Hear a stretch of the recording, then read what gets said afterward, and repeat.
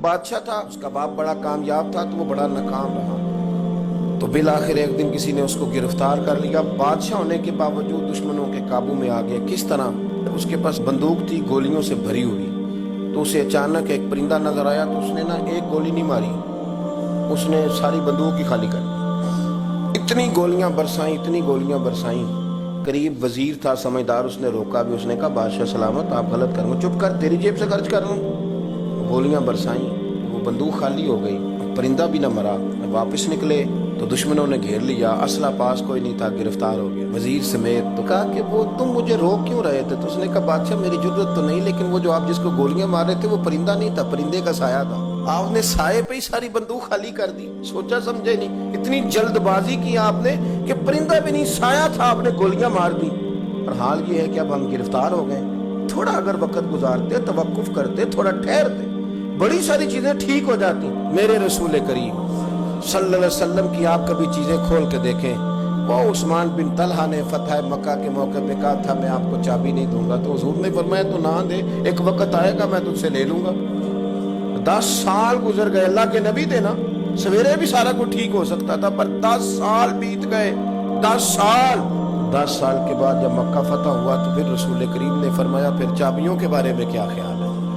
تو وقت تو دینا، آپ کو تو جلدی بڑی ہے، ہمارے نوجوانوں کو بڑی جلدی ہے، بچہ لے کے آتے ہیں، لوگ کہتے ہیں پیر صاحب اس کو درس نظامی پڑھانا ہے، اچھا جی ٹھیک ہے پڑھائیں، سال کتنے لگیں گے؟ 8، کہتے ہیں پورے 8، ہاں جی پورے 8 سال، تو میں کہتا ہوں 8 سال میں بھی یہ عالم نہیں بنے گا، میں صحیح کہہ رہا ہوں۔ درس نظامی جب بچہ پڑھ لیتا ہے تو اسے علم پڑھنے کا طریقہ آتا ہے، پھر ساری زندگی مطالعہ کرنا ہے، پھر ساری زندگی ریسرچ کرنی ہے، پھر کتابیں پڑھنی ہے، پھر محقق بننا ہے، ورنہ آپ کی تعلیم مکمل ہوگی لیکن آپ کے لفظوں میں کچھ بھی نہیں ہوگا، اس کے لیے آپ کو پڑھنا ہے، ساری زندگی سیکھنا ہے۔ اور میرے نبی پاک علیہ السلام نے جو ہمیں کہا تھا نا کہ ماں کی گود سے لے کر قبر کی گور تک، حضور اتنا لمبا پیریڈ دے دیا آپ نے پڑھنے کا۔ ہمارے ہاں تو جو بندہ 6 مسئلے کال سن لیتا ہے مفتی اعظم ہو جاتا ہے، اگر 2-4 اردو کی کتابیں بھی وہ سیدھی پڑھ گیا تو پھر وہ کہتا ہے مولویاں نو کی پتا ہوگی، تو میں نو پتا ہے سارا، سیدھی پڑھنے لگ گیا نا، ذرا صحیح لائن پوری پڑھ لیتا ہے تو اب کہتا ہے مولویاں نو چھوڑیں آپ، یہ جلد بازی ہے، اس سے آپ کی طبیعت تکلیف، زندگی میں ٹھہراؤ پیدا کریں، تھوڑا روکیں۔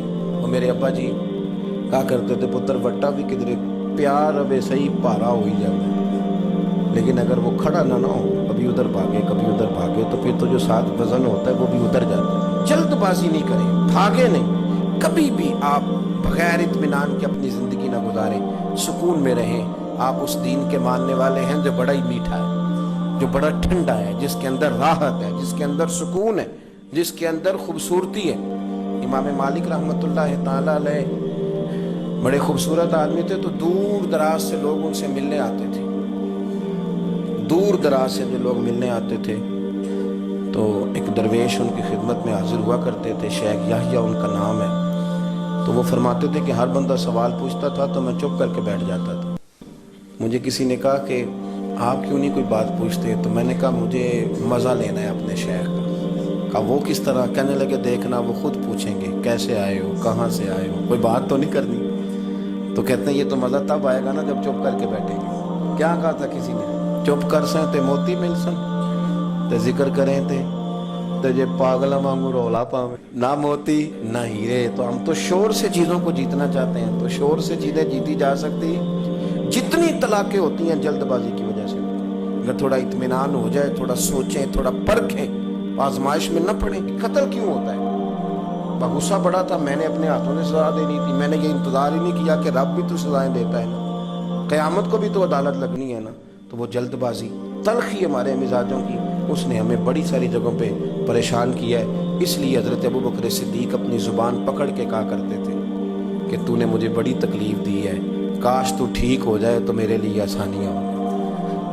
تو جلدی کرتی ہے بات کرنے میں، تو اذیت دیتی ہے تو میں بھی اذیت میں آ جاتا ہوں۔ ورتل القرآن ترتیلا، یارو ذرا ٹھہرو، ذرا رکو، ذرا سجدہ کرو تو ذرا خوش ہو کے کرو، درود شریف پڑھو تو پھر کیا ضرورت ہے تیزی سے صلی اللہ تعالی وسلم کہہ کے گزرنے کی، ذرا سکون سے پڑھو، سوچ کے پڑھو کہ کس کی بارگاہ میں سلام عرض کر رہے ہو، ذرا رک کے پڑھو، جب ذکر کرو تو ذرا اس کا ذائقہ لو، جب بات سنو تو اس کا لطف لو۔